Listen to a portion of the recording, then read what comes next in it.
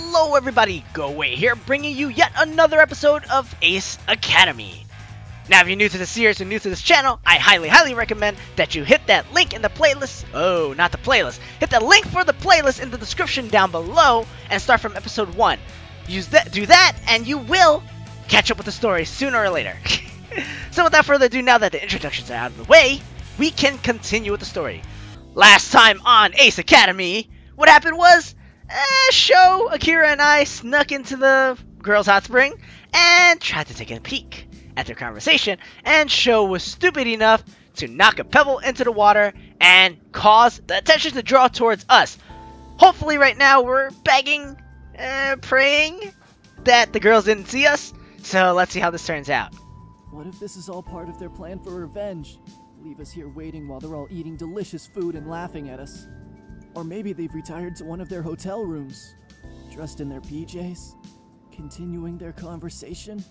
Dude, I think you're overthinking it. Calm down. If you were gonna be dead, they would have came out a long time ago and killed you. Cowrie especially. I'm just going to stop you right there. But I was just getting to the good part. That's a pretty lame revenge as far as revenges go, though. I suppose that's true. We wait a while longer before the girls finally appear. Cowrie glowers at us as she marches over. Valerie and Yuna both look grave, and even Mayu looks stern. Shou leans over to me. Oh God, they know. Should we just tell them? Keep it cool, man. Keep cool. I like their outfits. The girls finally pause in front of us. Are you okay? Cowrie glares at the two of us and crosses her arms. Of course not. We are surrounded by perverts. Her voice is still echoey, but I can dig that and I can deal with it. Shou's eyes widen in panic, and even I'm beginning to feel anxious. I was just teasing him before, but maybe they really did see us. Tried to play it off. It's all Shou's fault. Come clean. I don't want to toss my bro stuff under the bus. I know I was going to do it if I was caught, but I'm not even sure they caught us yet. I don't want to come clean because that would just be giving us away. I'm just going to try and play it off. Oh, really? Something happened?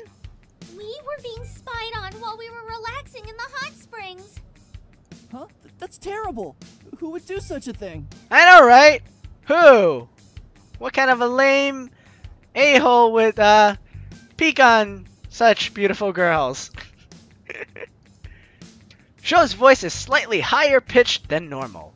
I glance at him and try to motion for him to calm down. He'll blow our cover otherwise. I don't know, but I intend to find out. Oh, so they don't even think it's us. Shou, we might be able to get away with this. Cowrie scans the lobby, looking for perverts, I assume. Shou relaxes. Maybe you should just let it go. What? How can you suggest that? I mean, how many people are in this hotel right now that came for the hot springs? Chances are you're not gonna find the person. And let them get away with a free show? That's not right! Shou and I instinctively take a step back from their indignation. Did you see who was watching you? No. Then how are you going to find them? The girls fall silent. We'll just know. I raise an eyebrow and cross my arms. Are you sure you were even being watched? Shou catches my eye as if to say, "Good one, Broseph." Yes. How can you be sure if you didn't see anyone? Cowrie falters and looks at the rest of the girls for backup. There was a pebble that rolled into the water from an outcrop of rocks. It's the perfect place for someone to hide and peep. Or maybe it was an animal. My turn to give you the wink of, nice one, bro. Good one. An animal? Yeah, the springs are outside. It's kind of hard to stop all the wildlife from running about. I suppose it's possible. Nice one, bro, Seth. We're home scot-free! She looks uncertainly at Kaori. Or it could have been a person. Those rocks were a little too conveniently placed to have just been a careless animal. Speaking of which, I guess Akira knew about this because this has been a tradition, possibly? And everyone's done it for X amount of years, which is why the rocks were built there. Mayu nods. We told the hotel manager about it too. So now they're aware, and also on the lookout. Aw man, you just ruined the tradition. Shou seems worried again, but after listening to this conversation, I'm convinced they have no way of finding out it was us. Okay, well since you've already alerted the hotel, maybe we should let them investigate and find the peeper, and we can just enjoy our dinner. Yuna nods. That's probably the best course of action. Yeah, I mean like you hopping around blaming everybody's not gonna get you anywhere. Thank God, I'm starving. Do you ever not think about food? Well, I don't want to say this out loud to Kaori and all the rest of these girls, but during the time at our hot spring, he wasn't thinking about no food. I haven't eaten since lunch. I think I'm allowed to be hungry. He's not wrong. Normally people actually eat in between those meals too. Mayu giggles. Let's go before you faint from hunger. Wow, she's so caring for Shou. But then again, they are going out, so it's kind of expected, I want to say, but at the same time, I don't like saying that. But you know what? I'm going to go with it. It's kind of expected. I hope the food is good. It should be absolutely delicious. Right, Shou? Me too. The tension lifts as we walk towards the dining room. That was too close for comfort. When we arrive at the dining hall, we settle down at our table. The hotel offers a prix fixe menu, so all we had to do was confirm our number of diners, then the waitress put in the orders for our meals. I'm assuming it's like the menu is already pre-created, and you can't actually pick. I don't know what prix fixe means. Yeah, I'm very, I'm a scum for not knowing my vocabulary, guys. Whatever happened to May? She didn't want to stay after the incident, so she went to find her teammates. I have a bad feeling about this. How did we even know about May if we didn't peek? I wonder if she ever got a chance to finish her explanation. I'm surprised they didn't catch on to that, because technically they didn't say anything about May. All they said was we were being peeped on and we didn't even know May was here. Soon the food arrives. It's a simple tray of rice, fish, and pickled vegetables. We quiet down as we all dig in. I hadn't realized how hungry I was until now. I feel a buzz in my pocket. As I pull out my phone, I notice all my teammates are checking their phones too.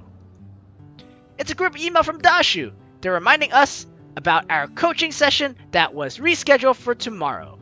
It seems they've received confirmation that Coach Ivan will be on campus to give us a few pointers before our match on Thursday. Yuna wears a broad grin. Did you all get that email? Yup. Yeah? I'm so glad Coach Ivan will be on campus. Me too! Oh, he's one of my idols. Just like reboot Beethoven? Really? Of course! He's a working legend. What makes him a legend? How come I've never heard of him before? He's almost as famous as the Akamis. I don't even know who they are. Shou looks thoughtful. Actually, Mayu, doesn't your family know him? Yes, but not very well. They respect each other, of course, but aren't close friends. That's why I've never met him. I'm looking forward to what he can teach this team. There's a reason why he's won 3 championships and received the MVP award twice. Damn. Alright, this guy has a good report. I can already look forward to this now. Well, I'm ready to look forward to it now. Wow, this guy sounds impressive. I heard no matter where he goes, he always wears his signature helmet. Valerie's heard of him too? No, Valerie's heard of him too? Huh, I've heard that too. I wonder if he'll wear it tomorrow. Probably. The team continues to talk excitedly about tomorrow's training session. I soak in each story, or rumor the team shares about him, and the more I hear about him, the more enthusiastic I feel about meeting him. After we finish our meals, I want to take another dip into the hot spring. After all, my first session was kind of interrupted.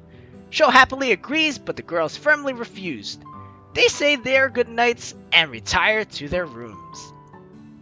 Shou and I relax in the hot water until we're both stifling yawns. Then we decide to return to our room as well. After all, we have an early morning train to catch. I'm exhausted and collapse onto my bed. As soon as my head hits the pillow, I fall asleep. Oh, those are like the best nights when you can just lay down on bed and then just get knocked out. Unfortunately, I get many restless nights, although I do not have insomnia, if that's what you guys are thinking. I'm waken up at the crack of dawn by the most irritating clucking noises. Apparently, Shou's alarm is of a rooster crowing. Bruh, why? Oh, I like the way he said it. After unceremoniously stifling yawns and getting dressed, I make a quick sweep of the room to make sure I packed all my things. Shou had to make 2 sweeps because he kept yawning during his first and forgetting where he'd already looked. Oh, I thought he was gonna say what he already packed. Oh look, guys, it's the pilot's lounge again. We're all silent as we meet in the lobby. Mayu and Kaori are both wide awake and as perky as either of them could ever be. Yuna and Valerie seem even more exhausted than Shou and I. I wonder what was going on in their room. Before my mind can wander too far, I snap back to reality and glance guilty at Kaori, who has her eyes narrowed. Can she read my thoughts now too? Good thing I wasn't thinking anything perverted. Why is she looking at us? What do we do? Still in silence, we make our way to the train station. The train ride home feels even longer than the ride to the hot springs. I resist the urge to ask, are we there yet? Are we there yet? Are we there yet? After what feels like an eternity, we arrive at Izokaze. Finally! Napping on the uncomfortable train was nearly impossible, and my thoughts kept drifting into my warm bed. Oh, drifting to my warm bed. I say a quick goodbye to everyone and practically speed home. As soon as I arrive, I make a beeline to my room and collapse onto my bed. Wow, that trip took a whole day? Huh. Bright sunlight shines on my face and I slowly blink my eyes open. Then I jolt upright in my bed. What time is it? Did I miss the coaching session? I fumble around looking for my clock, but it's only 11 a.m. Coach Ivan won't arrive until mid-afternoon. I have plenty of time. In that case, I wonder if anyone is free. Well, I can either hang out with Mayu or Shou. And honestly, I'm thinking Shou. So I'm gonna go with Shou. Just as I decide what I want to do, I get a phone call from Shou. Oh, I don't even get to decide. I guess they pick for me. What's up, Broseph? No. Wait, what? Jeez, I pulled the phone away from my ear. What do you mean, no? You can't call me Broseph. Broseph is your name, Broseph. No, Broseph, that's your name too, Broseph. Okay. What's up? What are you doing this fine evening? I don't have any specific plans. Excellent. I'll meet you at the Izokaze Park. Wait, you didn't... Oh my god, this guy. What's going on at the park? You'll see. See you in a few. Alright, fine. But, since we're getting close to that 15-minute mark, I am going to end the episode here. Thank you all for joining me. If you like the... if you like the content I've provided, please hit that like button. And if you want to keep up with my future content, as I do upload every single day, I highly recommend that you hit that subscribe button. So hit that subscribe button and see more of my videos. And last but not least, thank you all for joining me, and I will see you in the next episode of Ace Academy when we meet Shou at the Izokaze Park for whatever reason. Thank you all for joining me, and I will see you next time. Bye-bye!